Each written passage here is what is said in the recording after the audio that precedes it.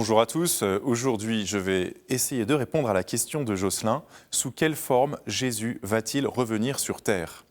Eh bien, si je prends le livre des Actes des Apôtres, au premier chapitre, lorsque l'ascension du Christ est racontée, eh bien, nous voyons les apôtres qui regardent vers le ciel et les anges apparaissent et leur disent « Pourquoi restez-vous les yeux fixés au ciel ? Ce Jésus que vous avez vu s'en aller vers le ciel reviendra de la manière dont vous l'avez vu partir. » Et donc Saint Luc, qui rédige les Actes des Apôtres, nous dit que son retour se fera un peu comme son ascension, c'est-à-dire corporellement, il reviendra, il descendra du ciel. D'ailleurs, Jésus le dit lui-même, vous verrez le Fils de l'homme venir sur les nuées du ciel avec une multitude d'anges. Alors ce sera un retour glorieux auquel nous croyons et qui est annoncé dans la Bible, un retour glorieux, mais un retour de Jésus ressuscité qu'on pourra reconnaître en homme, un homme dans une forme corporelle.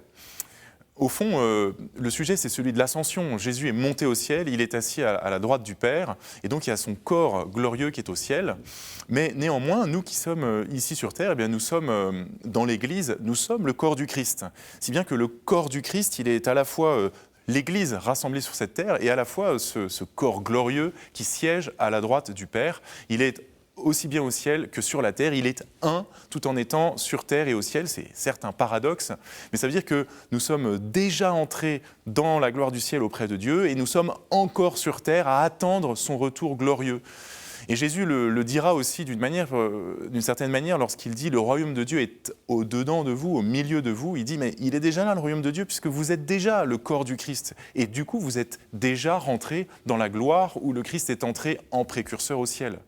Donc le retour du Christ, il est aussi cette venue intérieure de Jésus en nous, spirituellement, lorsque nous prenons la communion, lorsque nous prions en Église et que nous formons le corps du Christ. Si nous formons le corps du Christ, nous sommes déjà au ciel, puisque le Christ est au ciel, à la droite du Père.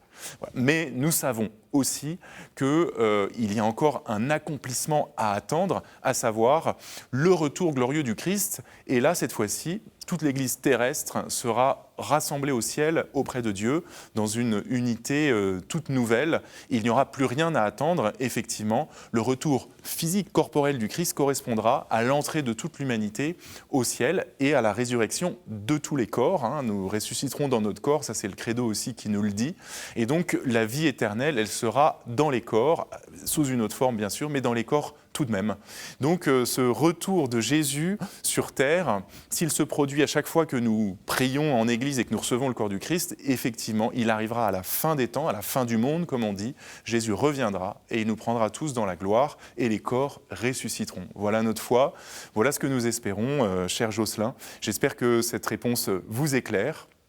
Vous pouvez tous poser vos questions à l'adresse pourquoipadré@ktotv.com ou bien sur les réseaux sociaux avec le hashtag pourquoipadré et retrouvez nos vidéos sur ktotv.com. Bonne journée à tous.